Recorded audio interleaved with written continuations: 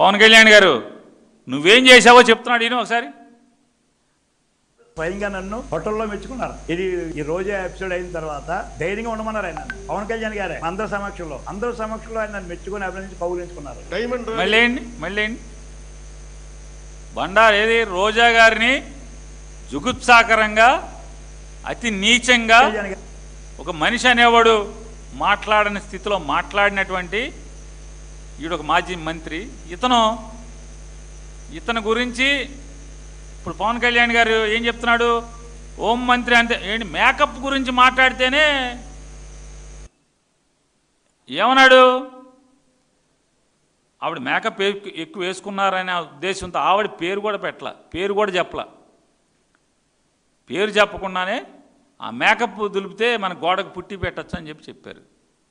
దానికి పవన్ కళ్యాణ్ గారు ట్వీట్, మామూలుగా ఇన్ని నీతులు చెప్తా మాట్లాడతాడు ఈ దుర్మార్గుడిని.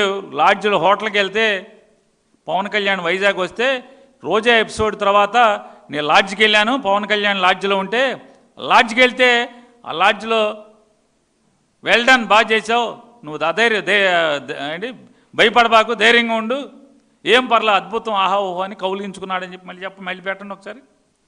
స్వయంగా నన్ను హోటల్లో మెచ్చుకున్నారు. ఇది ఈ రోజే ఎపిసోడ్ అయిన తర్వాత ధైర్యంగా ఉండమన్నారు ఆయన. పవన్ కళ్యాణ్ గారే అందరి సమక్షంలో ఆయన నన్ను మెచ్చుకొని అభినందించి కౌగిలించుకున్నారు. మెచ్చుకుని అభినందించి కౌగిలించుకున్నాడంట. ఇది పవన్ కళ్యాణ్ గారి ప్రస్తుత ఉప ముఖ్యమంత్రి, ఇన్ని నీతులు మాట్లాడుతున్నటువంటి సనాతన హైందవవాది, ఆయన యొక్క సంస్కారం ఎంత గొప్ప సంస్కారం. ఏ అవార్డు ఇవ్వాలి పవన్ కళ్యాణ్ గారికి, లోకేష్ నాయుడు గారికి, వీళ్ళందరికీ?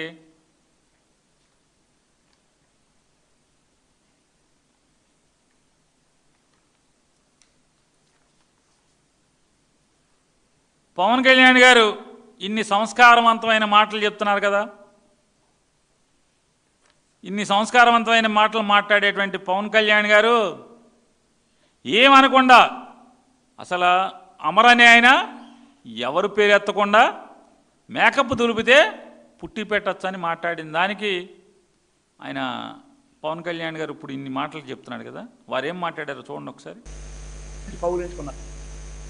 నెక్స్ట్ సౌండ్ పెట్టండి ఒకసారి.